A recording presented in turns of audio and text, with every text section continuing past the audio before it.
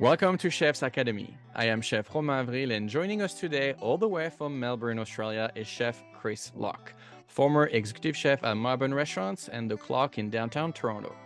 English-born Chef Locke brings an array of talents from all of his experience across the world, from France to Australia, passing by Central America. Chef Locke believes in locally sourced cuisine based on seasonality, fermentation, and preservation. And today we're going to focus masterclass on the last two, fermentation and preservation. Chef Chris, thank you so much for being here today. So what are you up to these days? Thank you for having me. I've recently moved to Australia, Melbourne, for a little change of pace and a new adventure. I'm currently at a wonderful place called Ceres in the north of the city. It's a non-profit community farm, garden, education space and cafe. And I'm also doing a collaborative partnership with a company called A Seed. They make pickles and fermented things in jars and sell retail predominantly. And we're going to be working on a project to upcycle some waste products into delicious fermented ingredients.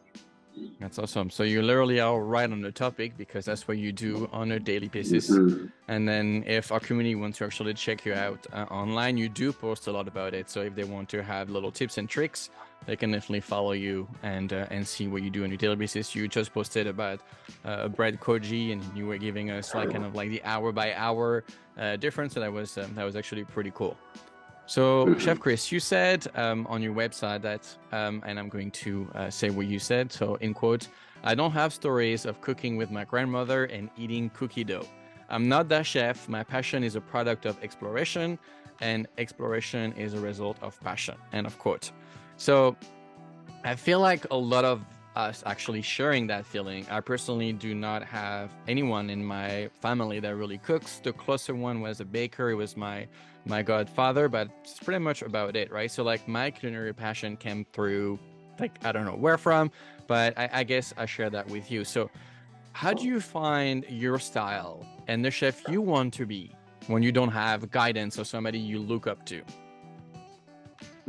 So I think it's quite a common story that you hear that chefs talk about their fond memories of cooking with their grandparents and being shown these techniques that may have like fallen out of fashion now. I didn't have that, but I did have parents who grew vegetables in the garden. So I had like, this is probably a reflection of what interests me and kind of like where my career has gone, is that I had a very close connection to food and how food has grown and seasonality in food, and also wasting very little. So I had that connection, and that kind of, I guess, fueled the curiosity that went into the like self-learning and self-guided learning process that brought me through my career. But yeah, in terms of cooking, like that wasn't really there, like cooking to a high level or been exposed to that as a young age. Yeah, it's interesting, and I feel like it's good for people because every time you watch TV or like any cooking show, you always have like a sub story around food, around family, because obviously it sells, but it's also important for people to kind of like being able to relate to us, right? It's like you can become like a fine dining chef or somebody who cares a lot about the terroir, the product, and you don't have to have that in your family. You can really like find yourself through working with chefs or just being passionate and just open books as well, right? So let's get kind of like right into it, to the subject of today.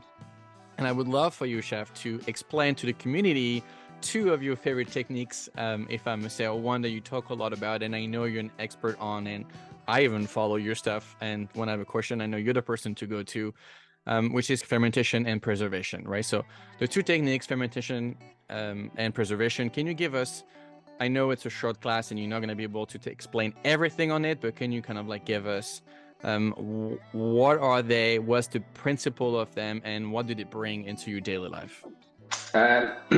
So fermentation at a base level is transforming one ingredient into another by way of a microbe. I think that's a David Zilber Canadian quote. Yeah, but it sums it up very, very succinctly, perfectly. It's easy to understand. So instead of us using heat or acid or any of the ways of like cooking food and preparing food, we're essentially doing that using microbes. They transform ingredients into other ingredients and generally make things tastier. So the work that the microbes are doing is transforming a lot of the amino acid chains in the ingredient and breaking them down into things that we can taste in a different way, that we can absorb into our bodies in a different way. And I think a lot of the kind of like the idea around umami and around glutamate, or like MSG, is that our body recognizes them as easier to digest, easier to absorb, easier to get the nutrients from those foods. So tells our brain tells us to eat more of those foods and find them more delicious, because they're easier for us to break down. I feel like everyone, I mean, like in the modern days, like, you know, in our food culture, the one that we are part of, everyone's trying to be different, being modern, in quote, inventing new ways of cooking, etc., trying to be like the guy who's going to come up with the next big thing. But fermentation and preservation are century-old techniques. If everything, they are the beginning of cooking. That's how the ancient time they were, you know, surviving, and how they were keeping things, because there was no fridge, etc. So I would argue that you have a really modern way of cooking, but we are kind of like cooking new with the old. What's your take on that? I think it's a cycle that happens through history. You see history repeat itself. You see things that have fallen out of favor come back into fashion. I think it's like a rekindling of that love, that familiarity that we have, that I think is like it's a innate fondness of fermented foods. And even before like the fermented trend in like the culinary world came back into fashion, we were still eating fermented foods and drinking fermented foods, and it didn't really it didn't have that buzz around it. It was just something that we did naturally. Like coffee is a fermented product, chocolate is a fermented product, and it opens up all of these avenues for flavor. And then when you start to look at those techniques and how that extracts flavor from those products, you can apply it to different products. And really, like two great things that come from fermentation is flavor and waste reduction, or two things that can come from it. And we're, as chefs, as people, as humans, we're always on the lookout for flavor. And I think that's what drives us around food. So it only makes sense that you could delve into fermentation to get more flavor out of things that you didn't before think you could get more flavor out of. And I think, you know, like you mentioned, I think you're so right about things kind of like coming and going, but I wish that's maybe a trend or something that people are taking interest. I'm hoping it's never going to go, because, you know, we're talking about upcycling, about wasting, about reusing, right? And in a world where waste is such a big problem, being able to transform food and give them like a second life is definitely very, very important. So it comes to that with fermentation and all these techniques, it's a lot of searching, because obviously there's recipes, there is methods, but at the end of the day, you will always have a different way, because the product they're using is always different. You're gonna always add something that you have not had it before. So trial run are going to be a big part, I guess, of your search, right? You're almost becoming a food scientist when it comes to creating those formulas. So one thing you can do, and like I mentioned, some stuff you showed us can be 26, 48 hours, 72 hours, sometimes week, month, sometimes years.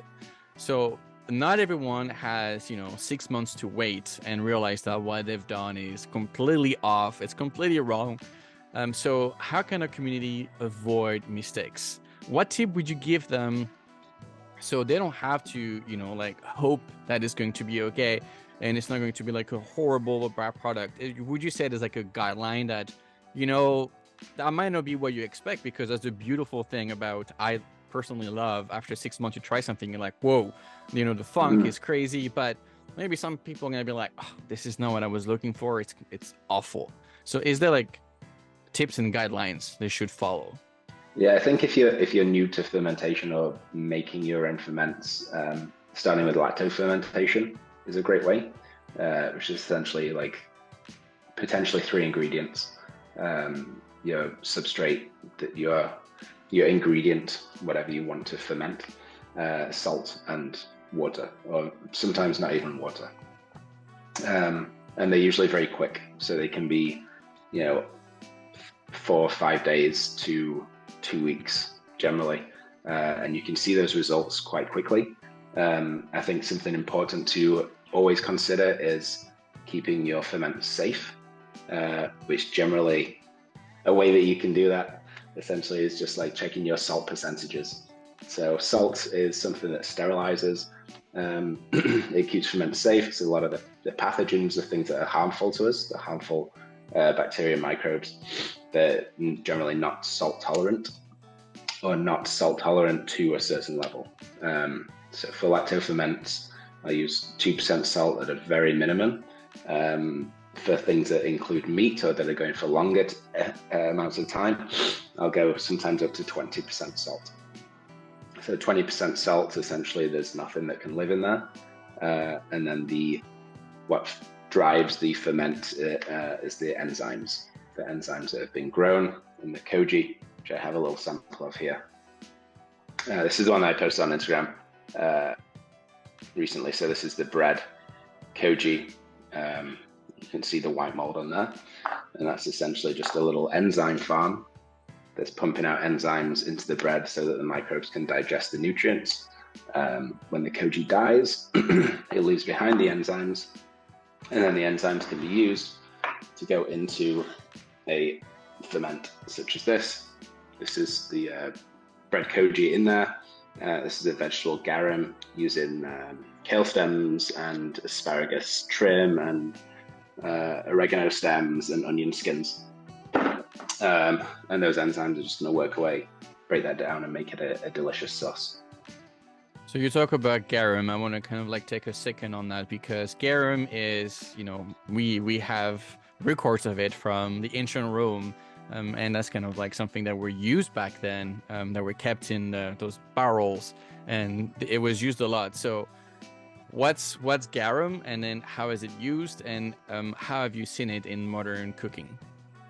Mm-hmm. So garum was like an ancient Roman technique of like salting fish and creating a juice, a seasoning sauce that could be used.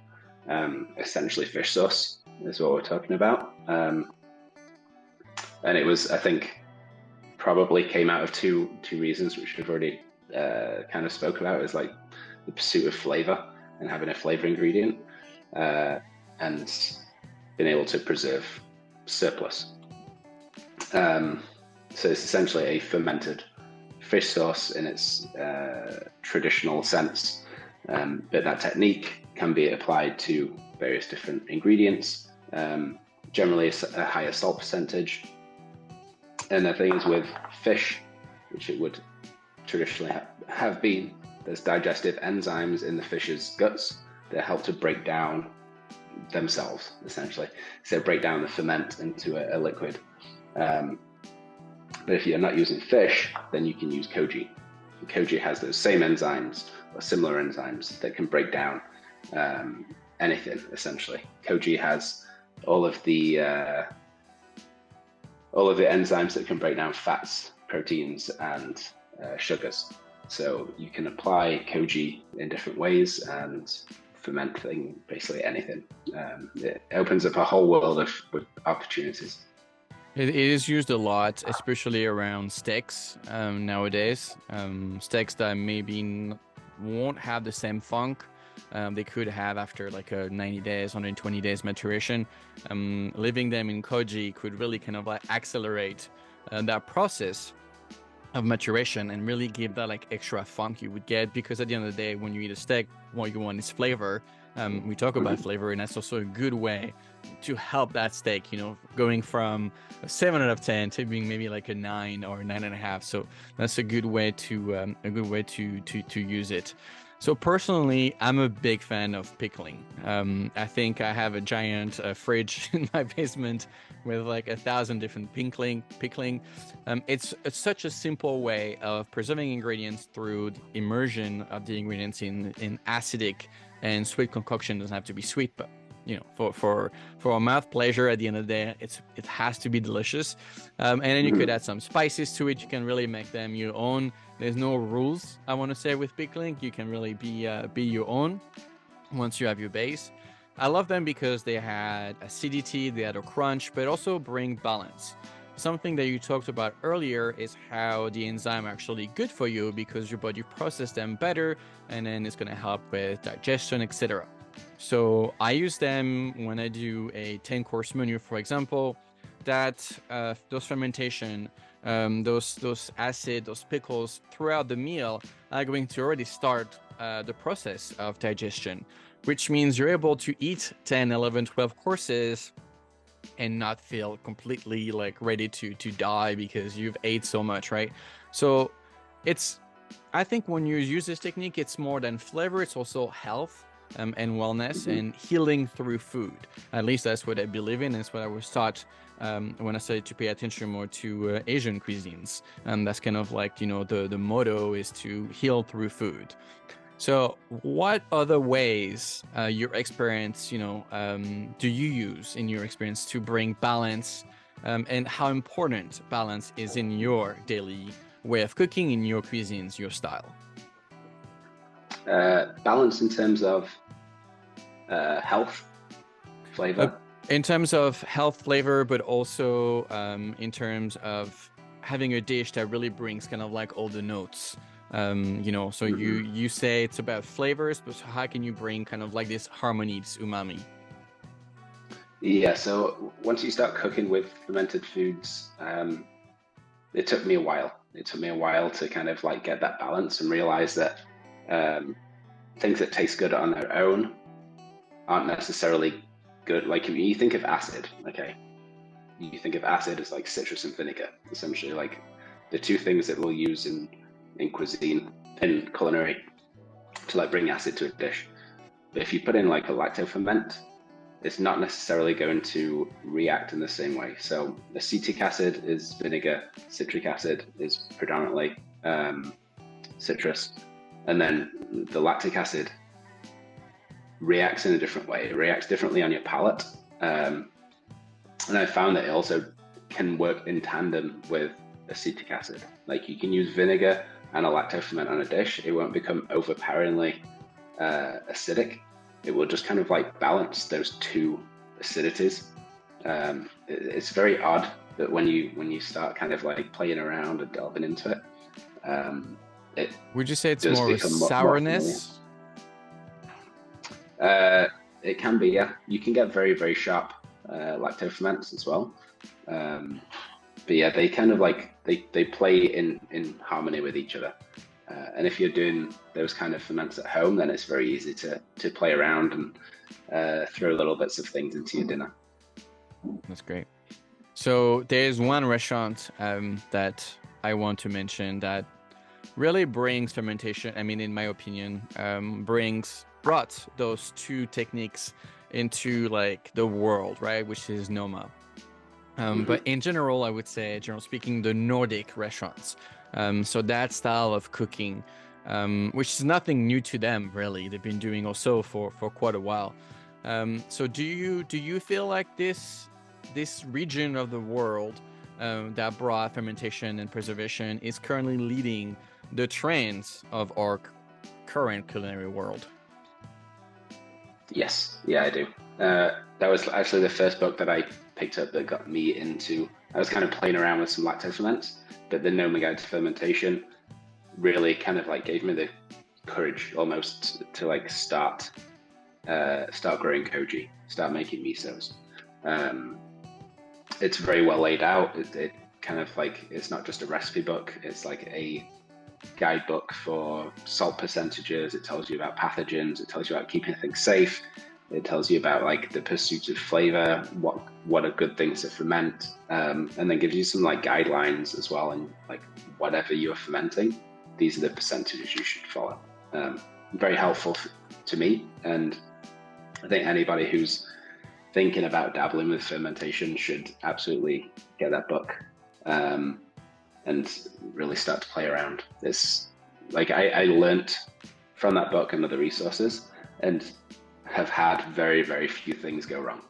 Very, very few ferments that didn't turn out right.